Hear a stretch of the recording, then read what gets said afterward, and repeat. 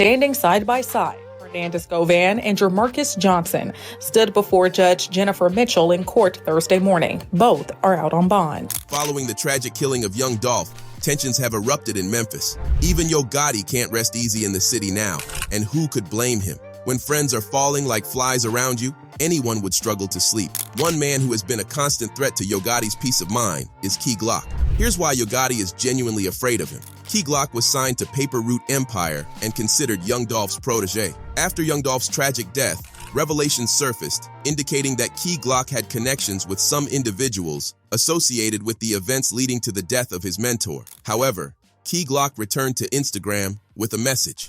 After previously deleting his social media accounts, following the death of his mentor Young Dolph, Key Glock took to his IG story Sunday to address those who have reached out to him. "Stop asking me if I'm okay, knowing damn well I ain't."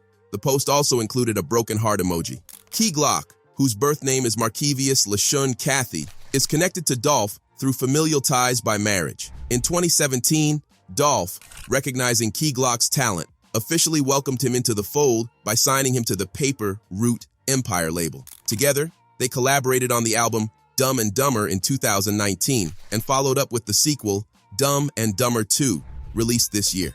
Going beyond the music scene, Key Glock joined Dolph in a community initiative, as reported by WREG, where they distributed 200 Thanksgiving turkeys, November 15, 2021, at the West Cancer Center and Research Institute in Germantown, Tennessee. Glock has maintained a silence surrounding Dolph's demise, breaking it only recently. Although the target of the 24-year-old rapper's Instagram stories post remains unclear, it is evident that he is grappling with profound sorrow over the tragedy. Notably, Key Glock achieved success earlier this month with the debut of his album, Yellow Tape 2, which secured the number 7 spot on the Billboard 200 albums chart. The album garnered 36,000 album equivalent units in its first week, propelled by an impressive 35.8 million on-demand streams, as reported by MRC data. In the days leading up to Dolph's passing, he actively supported and promoted Key Glock's latest project on Instagram, expressing admiration with captions such as, "Key Glock new project Yellow Tape 2, out now on all platforms.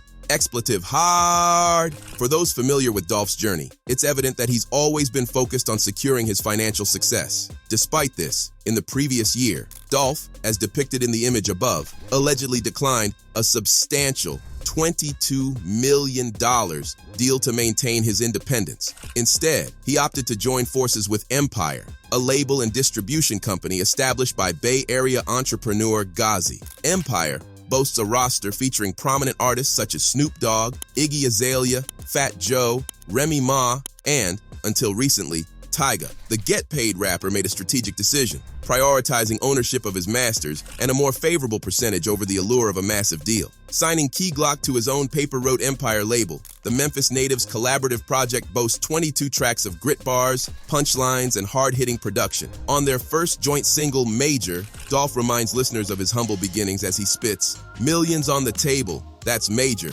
I turned dirt into diamonds, that's major." The entire project was a result of spontaneous creativity within the studio, a space where they invest the majority of their time. The lead singles, namely Crashin' Out, Baby Joker, and Ill, were accompanied by visually captivating treatments, collectively accumulating impressive viewership with 17 million views, 16 million views, and 13 million views, respectively. These visuals not only enhance the overall artistic experience, but also contribute to solidifying their position at the pinnacle of the rap game. Dolph said, "Glock's idea. It was fun, just chilling, nothing too serious. It was really early morning, late nights in the studio." However, it's worth noting that Glock appears to have connections with CEO Teezy, which could be seen as potentially incriminating information. Nevertheless, there might be a more innocent explanation for this association. As mentioned earlier, Trello Mafia and Double R were once part of the same gang before splitting into two sets. During such divisions, individuals often had to choose sides, sometimes leading to the abandonment of former friendships, depending on their allegiances. Key Glock, who was actively building his reputation as a rapper, might have held on to friendships that, in hindsight, may not have been wise. It's crucial to consider that Glock's involvement in the M seems unlikely for two compelling reasons. Firstly, the victim is his cousin, making it implausible that he would harm a member of his extended family. Secondly, It doesn't make sense for Glock to K someone who was actively promoting his career and bringing in significant financial success. The motive behind such an act appears contradictory to the positive trajectory of Glock's career, so the connections between Key Glock and the alleged suspects in Young Dolph's M seem to lack emotional and logical coherence. From an emotional standpoint, it's counterintuitive for Glock to be involved in any harm towards his own cousin, and logically, it doesn't align with the success and support Dolph was providing for Glock's career. However, given the complexity of gang affiliations, friendships, and the dynamics within the music industry, Key Glock may find himself needing to provide explanations for these connections. While the evidence and circumstances may not support his involvement in the crime, the nature of the associations could still raise questions that demand clarification. Quite funny how everybody that used to be associated with you, everybody that used to run with you, everybody that used to be a part of your crew is now accused of cousin Young Dolph. However, for Cut to Chase TV, one of the potential motives behind the M of Young Dolph, as suggested by some, could be to sever the financial ties associated with Uncle Danny or Key Glock. Removing Dolph from the equation could be seen as a strategic move to cut off the money supply. In this scenario, eliminating Dolph might be viewed as a way to disrupt the financial stability or success of Uncle Danny and Key Glock, considering Dolph's significant role in their careers and financial endeavors. When news of Young Dolph's M emerged, many fingers were pointed at one individual, Yo Gotti, another Memphis rapper. This suspicion was fueled by the fact that Young Dolph had a long and violent feud with Yo Gotti. Given their history, when Dolph was K, there was a widespread assumption that Yo Gotti might have been involved in some way. Despite the potential for Young Dolph and Yo Gotti to have been close friends, several reasons prevented them from seeing eye to eye. The roots of their beef trace back to Young Dolph's early days in Memphis, when Yo Gotti attempted to sign him to his label. A significant aspect of Young Dolph's narrative was his commitment to being an independent artist, determined to stand on his own without relying on a major label. Once he said, "My dad used to always tell me when we were little, like real little, I'm rich, I'm knowing we F up. But he telling me, I'm rich. It ain't about money. I'm rich in spirit. I got a job, got my kids." It's like he wasn't complaining. It is what it is, and he was dealing with it. My parents always kept me grounded. However, Yo Gotti perceived this independence as a form of disrespect, leading to the initiation of their long-standing feud. This clearly caused consternation between the two, and Dolph took to Twitter to express his sentiments. "Brah went from being my #1 fan and wanting to sign me to being my biggest hater #facts. Dolph added fuel to the fire by titling his album King of Memphis, a designation that Yo Gotti frequently used for himself. The implicit suggestion was that Dolph had taken over Gotti's throne. However, Dolph downplayed this by stating that he was not the King of Memphis, but rather a King of Memphis, highlighting a small but significant distinction. King of Memphis, not the King of Memphis, like all my partners came, everybody to hang with me, all my partners, like everybody have some paper, everybody caked up. Gotti chose not to publicly respond to Dolph, and much of the retaliation came from Gotti's affiliate, Black Youngsta. Youngsta posted a video in which he, alongside others, was seen carrying a gun and walking around Dolph's neighborhood, seemingly looking for him. In the video, he can be heard saying, "Dolph, you are soft. If you got a problem, say you got a problem, and you ain't even no King of Memphis." The tensions between the two camps escalated with these public confrontations. Everybody get kicked out. What Dolph at, man? What Dolph at? What Dolph at? Yeah, man. I don't know what I know Dolph he in his own hood, man. I know What he in Dolph his at? own hood, man. He responded to this on Instagram saying, "Oh, Gotti, you is a B as in," he says, before accusing Gotti of trying to get him arrested. "I just got back to the city and they say you trying to put charges on me or put the police on me." Yo Gotti recently appeared on Tim Westwood's show, where he denounced Black Youngsta's actions, saying, "The expletive I'm dealing with on a day-to-day, the paper's so big that this expletive be below my vision." He also added, "Don't handle your business like that. That ain't really worth it." There were not one, but two attempts on Young Dolph's life, both of which had connections to Gotti and Black Youngsta. In February 2017, Dolph was in North Carolina when someone opened fire on the Jeep he was driving. The vehicle was shot at approximately 100 times, but thanks to the bulletproof glass, Dolph survived the incident. In a bold move, he even mocked his assailants by releasing a song titled 100 Shots. With Gotti, there's too much at stake for him to risk going to jail. That's why, when Dolph was taking shots at Gotti, black youngsters seemed to step in and handle the dirty work. Gotti aimed to keep his hands clean at all times. However, when it comes to his brother, Big Joke, things are not as straightforward. In July 2023, Big Juke is believed to have been arrested, but the reasons behind his arrest remain unknown. If Big Juke's arrest is linked to Young Dolph's M, it could pose a significant challenge for Gotti and his affiliates to maintain their stance of innocence and deny any involvement in the crime. However, one can say that Gotti's was also scared of Memphis because of Dolph's death. The tragic death of young Dolph acted as the catalyst for an intricate chain of events, each layer unfolding with consequential gravity. As news of his untimely demise reverberated, a profound shockwave of grief swept through his community, setting the stage for a cascade of emotions. Yet, the impact reached beyond sorrow, unearthing dormant conflicts and unresolved tensions that, once ignited, evolved into a violent snowball effect. 2 people have been arrested in a deadly Castalia Heights shooting. It is plausible that the widespread media coverage of all the suspects involved in the news contributed to the demise of each one. Following the tragic death of young Dolph in November 2021, the loss of the beloved rapper stirred chaos in the city of Memphis, where he held a prominent place as one of, if not the most cherished figures in the local rap scene. His untimely death occurred just before he could carry out his altruistic plans of delivering Thanksgiving turkeys to the less fortunate, intensifying the impact of the tragedy on both the city's music community and the broader population. His K ignited a surge of anger and frustration among numerous residents in Memphis, transforming the city into a perilous environment. The heightened tensions prompted law enforcement to issue advisories, urging people to exercise caution and stay indoors for their safety. The palpable atmosphere of danger underscored the profound impact of young Dolph's tragic death as the community grappled with the aftermath of the incident, with emotions ranging from grief to outrage and a collective concern for the safety of its residents.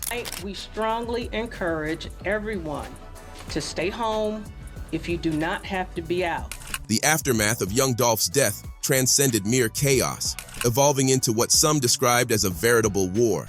Insights provided by the YouTube channel Cut to the Chase TV revealed a landscape where many individuals sought refuge in exile, reflecting the profound impact of the tragedy on the community. Young Dolph's death emerged as a catalyst for the upheaval, with indications that he played a role in the escalating tensions. As news of Dolph's K first surfaced, the details surrounding the perpetrators remained shrouded in uncertainty. However, the subsequent investigations by the police swiftly uncovered individuals linked to the tragic event, shedding light on the complex web of connections and circumstances surrounding the rapper's untimely demise. A nuanced distinction emerged among the men implicated in the tragic events surrounding young Dolph's death. Legal charges delineated varying degrees of involvement, with some individuals directly accused of carrying out the K, while others were identified as accessories to the crime. Additionally, a category of individuals was classified as persons of interest, indicating a level of suspicion or connection that warranted further investigation. The complexity of the situation deepened as another figure was added to the list, someone believed to be the mastermind behind the K. This revelation suggested a more intricate and strategic layer to the tragic events surrounding young Dolph's death, introducing a central orchestrator who played a pivotal role in the planning and execution of the crime. These 5 men are either in custody or wanted for questioning. Justin Johnson and Cornelius Smith are both behind bars, both charged with the case. Last week, an arrest warrant was issued for Shundell Barnett. The interconnected web of individuals involved in the tragic events surrounding young Dolph's death became increasingly apparent as investigators delved into the case. The discovery of one person implicated in the crime served as a catalyst, leading to the identification of others, creating a domino effect of culprits.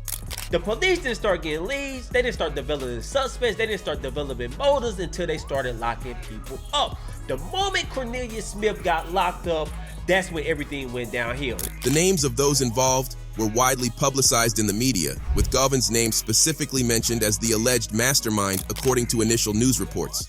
However, a peculiar turn of events has since unfolded. Govan, despite being implicated, has been granted a bond and placed under house arrest, a decision made with the consent of young Dolph's family.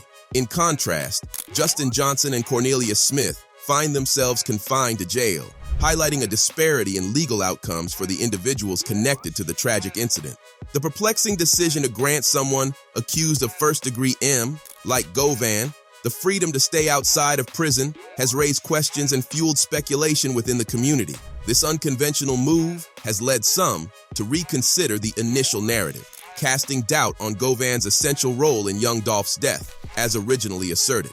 When seeking revenge for young Dolph's death, individuals did not initially target Govan, but instead directed their actions towards someone else. Yeah, we start with that breaking news tonight. We've been told by Memphis police that a high-profile gang member was killed in a shooting in Orange Mound this afternoon. This is according to family members who tell us Joshua Taylor was named a person of interest. The details of the scene were pretty gruesome. Officers say the shooting happened at Spotswood Avenue near Bunton Street. Police received a call about a body found around 1 p.m. this afternoon. A short time later, Police Chief C.J. Davis made the scene. A brief period after the incident, Police Chief C.J. Davis arrived at the scene, with neighbors expressing their belief that the victim was likely shot that night. While the sequence of events could be coincidental, news outlets have drawn a clear connection between the M of young Dolph and Joshua Taylor. This connection, whether coincidental or indicative of a broader pattern, adds an additional layer of intrigue and speculation to the unfolding narrative. In November 2021, Dolph was by the South Memphis cookie store.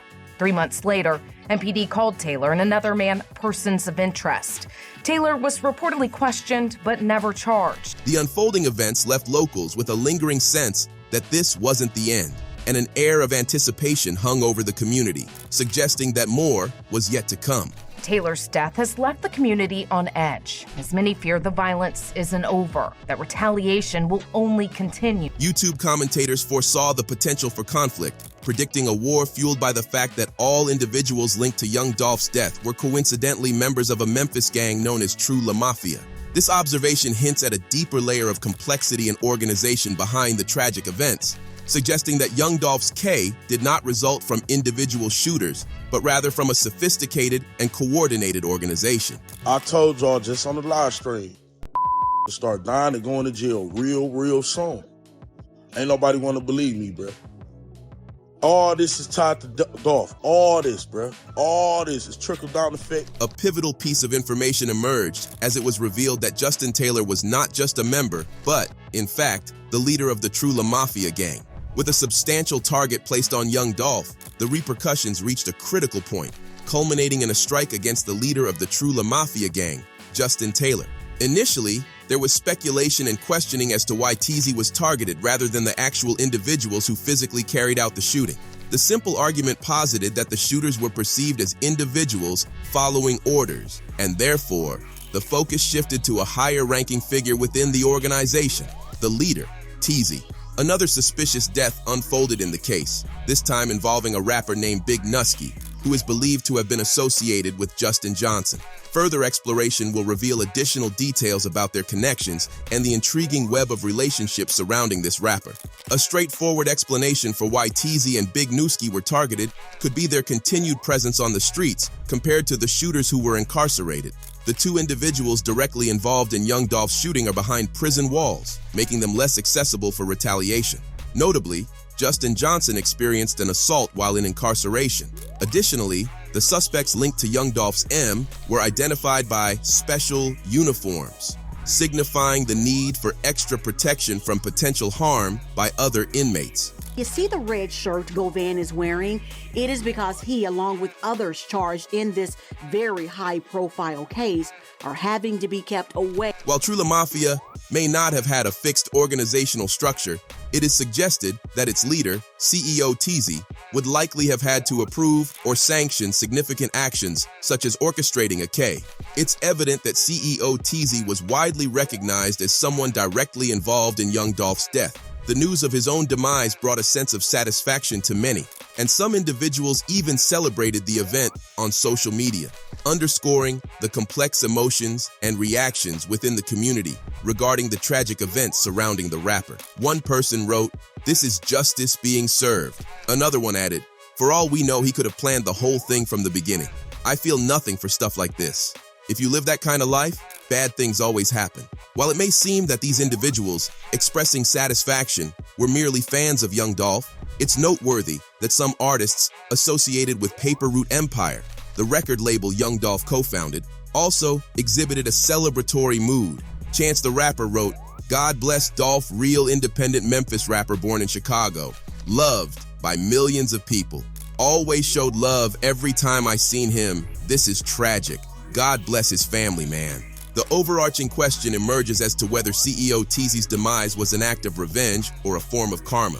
As the leader of a criminal organization, Teezy likely had multiple adversaries, each with their own motivations to target him. However, the subsequent events align with the argument that this was a direct response to Young Dolph's death. In response to CEO Teezy's death, another shooting unfolded, specifically in Castalia Heights, a neighborhood associated with Young Dolph. The strategic choice of location suggests that this incident was not a coincidence. The group involved in seeking revenge for Young Dolph's death was identified as Double R, further emphasizing the targeted and retaliatory nature of these acts.